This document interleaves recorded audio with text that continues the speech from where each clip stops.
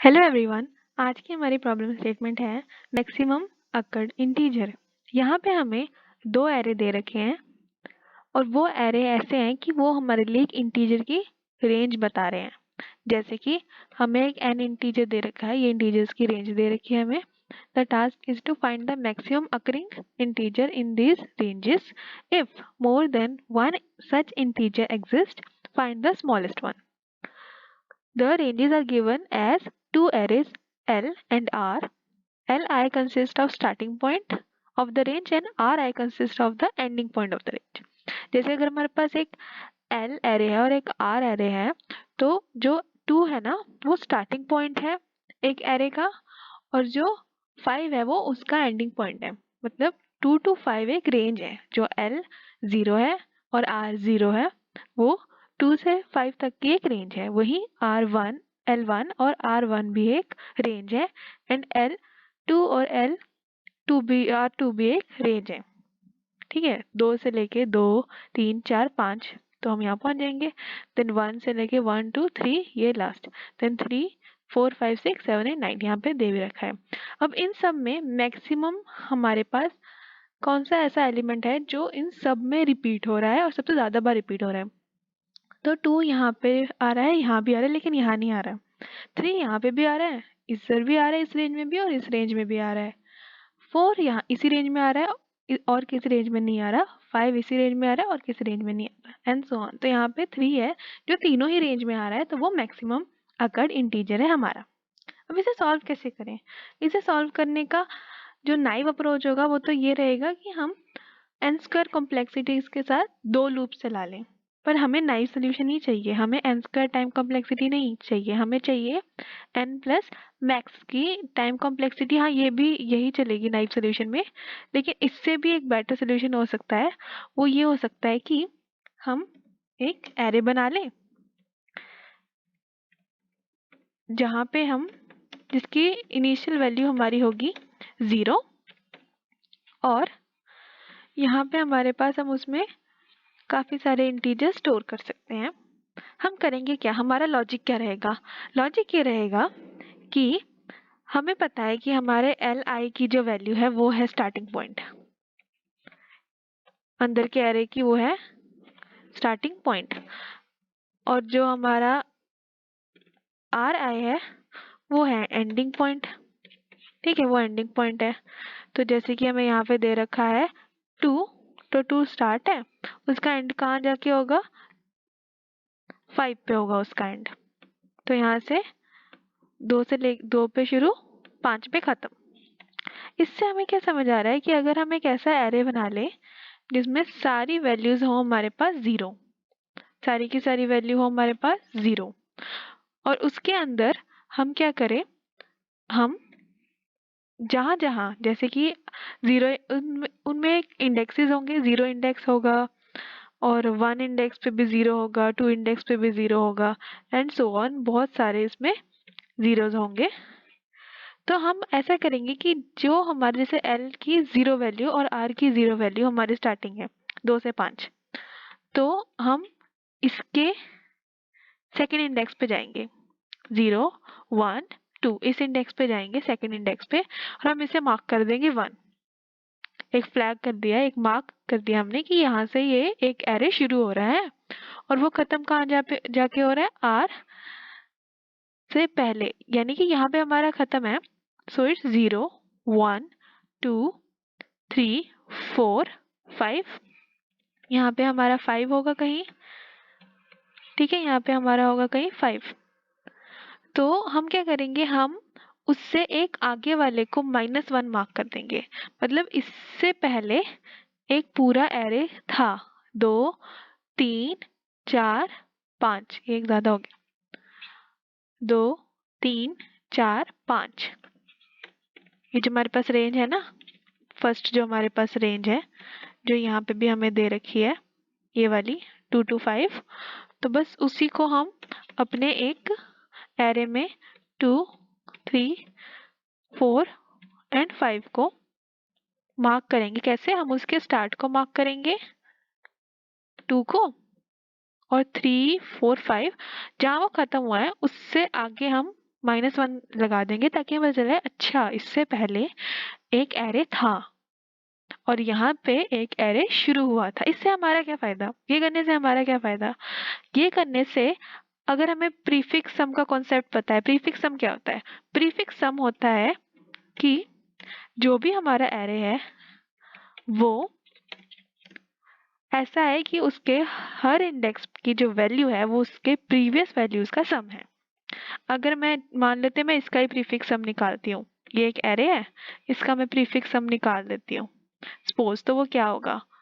तो वो पहला तो 2 ही होगा, पहली वैल्यू होगी हमारी 2 क्योंकि 2 से पहले अभी कुछ नहीं है। 3 तो दूसरी वैल्यू क्या होगी? वो होगी 2 + 3 4। उसके आगे वाली वैल्यू उसके पीछे और उसका सम होगी, तो 4 + 4 8, देन 8 + 5 13। ये होता है प्रीफिक्स सम, इसे कहते हैं हम प्रीफिक्स सम।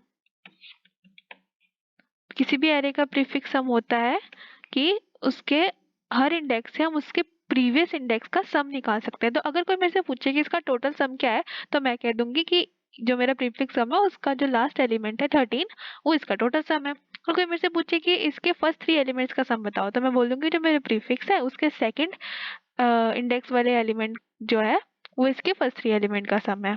ठीक है, तो ऐसे प्रीफिक्स सम होता है।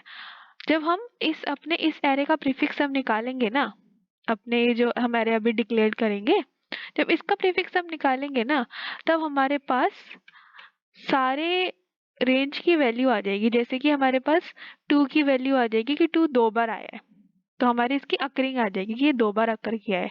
3 1 बार अकर किया है, 3 3 बार अकर किया है, 4 जो है वो 2 बार अकर हुआ है, 5 जो है वो 2 बार अकर हुआ है, 6 है वो 1 बार, 1 1 बार, 7 1 बार, ऐसे ऐसे होगा हमारे पास। तो हमारे पास अकरिंग आ जाएगी, फिर हम उसको रिटर्न करवा देंगे। ठीक है, तो हम इसको इनिशियलाइज करते हैं। ये जब आप ड्राई रन करोगे तब आपको ज़्यादा समझ आएगा, वैल्यूज डाल के देखोगे इसमें। तो इसे इनिशियलाइज हम कर चुके हैं। अच्छा, इनिशियलाइज करने के बाद मैं एक फॉर लूप लगाऊंगी और मैं अपने फॉर लूप में एरे को ट्रेवर्स करूंगी। पहले तो दोनों हमारे पास यहाँ पे जैसे एल और आर दोनों का हमारे पास जो वो लेंथ है वो सेम ही दे रखी है, एन एक ही लेंथ है दोनों की। ऑब्वियसली अगर यहाँ पे स्टार्ट दे रखा है तो यहाँ पे एंड भी होगा ही ना। ठीक है, देन यहाँ पे हम क्या करेंगे, हम अपने जो हमने एरे डिक्लेयर किया उसके लेफ्ट एल आई को 1 कर देंगे। जैसे मैंने यहाँ पे 1 कर दिया कि यहाँ से मैंने मार्क कर दिया कि यहाँ पे स्टार्ट हो गया। और और आर जहाँ पे वो एंड हो रहा है, वो वाला जो आर है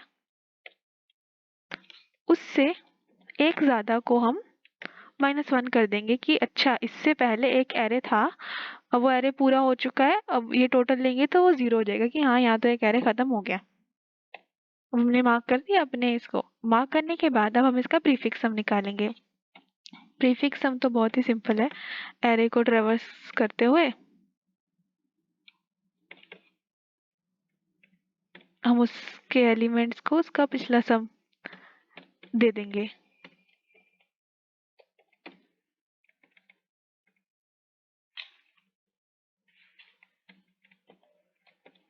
जैसे कि जो मेरा 0 है वो तो सेम ही रहेगा क्योंकि उससे पिछले तो कोई सम है ही नहीं, तो i को हम 1 रखेंगे और 1 को हम असाइन करेंगे उसकी वैल्यू खुद की और उसमें क्या ऐड कर दिया, उससे पिछले वाला। तो ये प्रीफिक्स सम कैलकुलेट हो गया। अब प्रीफिक्स सम हो गया, ये सब हो गया। अब हम उसमें मैक्सिमम देखेंगे। जैसे कि 2 जो है वो 2 बार आ रखा है और 3 जो है वो 3 बार आ रखा है, तो मेरा आंसर होना चाहिए 3। मेरा आंसर होना चाहिए इसके हिसाब से 3। और यहाँ पे मेरा 4 ज्यादा बार आ रखा है तो मेरा आंसर होना चाहिए 4। तो पहले मैं अपने रिजल्ट को 0 असाइन कर देती हूँ, फिर अपने कौन से एरे को ट्रेवर्स करूंगी मैं, जो मैंने इनिशियलाइज किया है उसको ट्रेवर्स करूंगी मैं। तो उसका रेंज मैंने बहुत ज्यादा लिया है, Ctrl+C।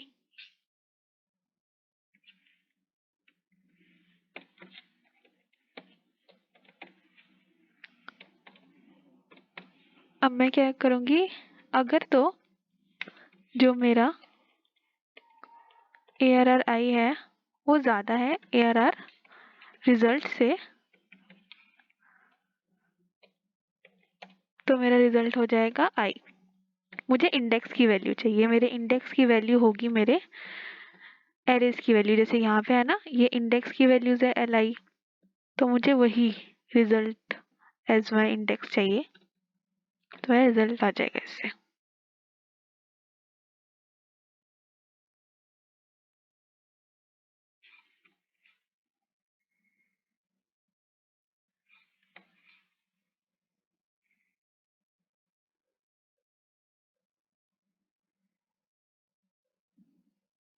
कि इसमें कुछ प्रॉब्लम है।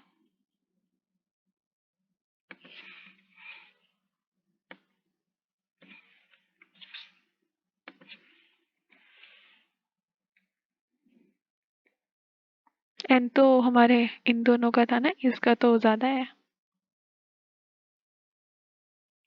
ओके।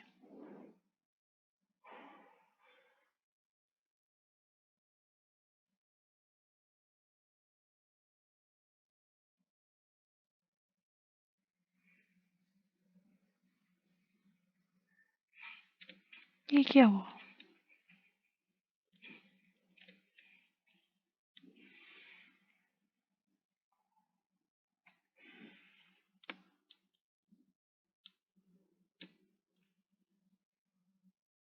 अगर मैं ये ज़्यादा लूँगी तो उतना ही इसको ट्रेवल करना पड़ेगा।